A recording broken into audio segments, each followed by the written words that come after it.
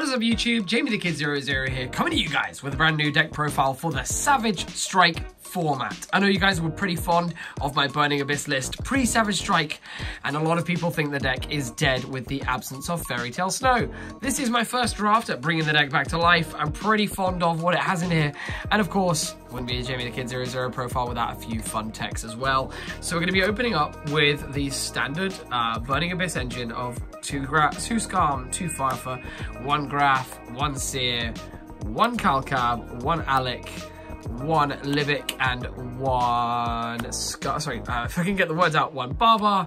I see no reason to change all of this, and then the Fiend support doesn't stop, continuing through to Tour Guide.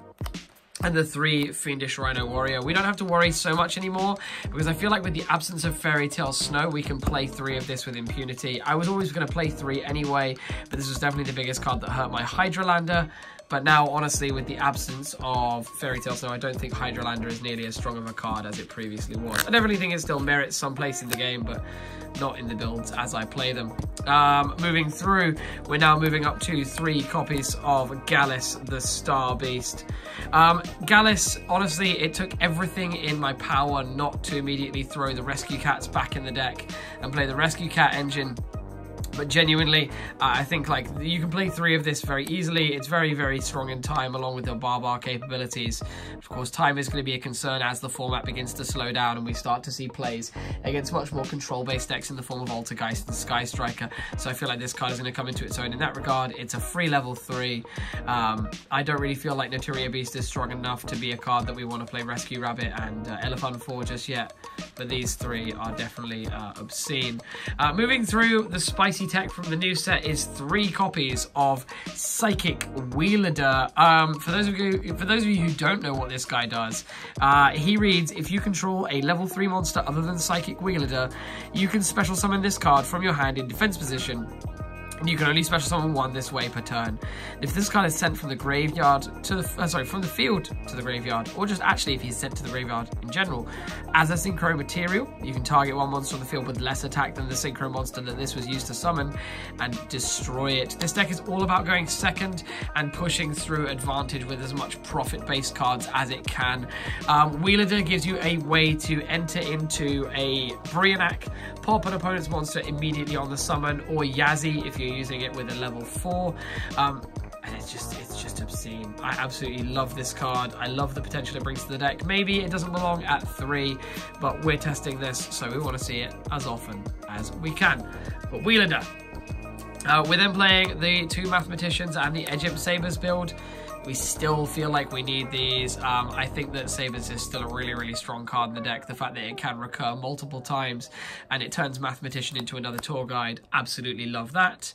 We're then playing a small Chaos Dragon package in the form of 2 Witherburster and 1 Collapse Serpent. I feel like 3 and 2 is too many. This number is just enough. We're not rushing too much to make our mills turn 1 anymore, and we're not going to be seeing, we don't need to worry too much about multiples because of Hydralander, but I feel like this is just the right ratio. Otherwise, we find ourselves moving into the 44 card deck territory. We then play the Danger Complement still. We're playing the 3 Tsuchinoko, the 3 Jackalope, and the 3 Nessie. We've bumped this up to 3 ofs because, like with the Hydralander situation, we don't need to worry about our dupes, and it's just more extenders to give you much bigger plays going into your turns. Again, you just want the deck to keep cycling, keep cycling, keep cycling, and crush the opponent going second every single time. We then play 3 copies of Destrudo, Lost Dragon's Frisson. This is a little bit more of a synchro-oriented deck, and the Yazzie Mare combo is still absolutely unfair. It gives you massive blowout advantage, so I would be remiss if I didn't play this. The fact that if you mill one of these off of a Dante or mill it off of a Curious, chances are you are winning that game. That brings us to the end of our monster count. We're not playing any hand traps because I don't feel I need them. I feel like the hand traps aren't really that strong in this meta game at the moment. I'm much more interested in letting my opponent set up a couple of Widow Anchors and then blowing him out. And then to round off the main deck, we're playing the 3 copies of Sekka's Light still. This card is absolutely obscene. We don't need no pot of extravagance.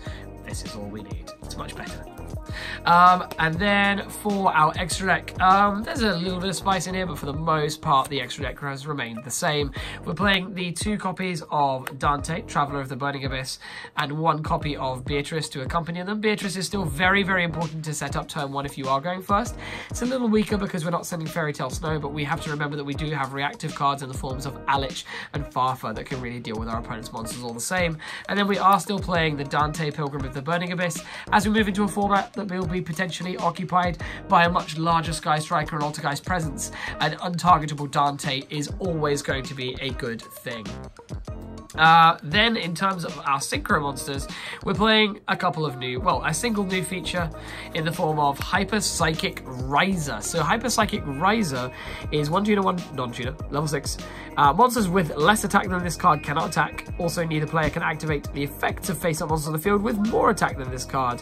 And if this card in your possession is destroyed by your opponent's card and sent to the graveyard, you can target 1 tuner and 1 non-tuner monster in your graveyard with the same type and attribute as each other and add them to your hand. The add back is not that relevant in this deck. I'm almost certain there aren't actually a duo in which this will work. But in terms of, and I'd love to use that with hand traps in the future, I feel like this card could be a little bit of a sleeper rare. But I felt like having an ability to go first and put down some level of negation with your Wielder would be strong. And then to tie in with the aggression, we are playing a copy of Brionac to interact with our dangers and blow out fields, especially with Wielder. And then more on the side of our Destrudos, we're playing the Yazi for the blowout Yazi Mare combo. And those are the 3 synchros we played. I'd considered a fair few more, but honestly, there really wasn't the room. And then the Link monsters are subject to change. Something people really wanted to see me play was 1 Rheaprocus and 1 Summon Sorceress, but I'm still not sure how I feel about these in the format. I genuinely want to take them out, so if you have recommendations for what these should be replaced with, please do let me know. Then we have 1 Linkuriboh for the Mare combos, 1 I was about to say it in German. 1 Nightmare Cerberus, 1 Nightmare Unicorn, and 1 Cerberus Phoenix and Unicorn. Again, I just feel like they have an automatic space in the deck. We should really be playing a copy of Curious, but I need to find the room to re-put him in. And then finally, we are playing 1 Borreload and 1 Borrel Sword Dragon to push through our OTKs against problematic cards and just to deal the main part of the damage.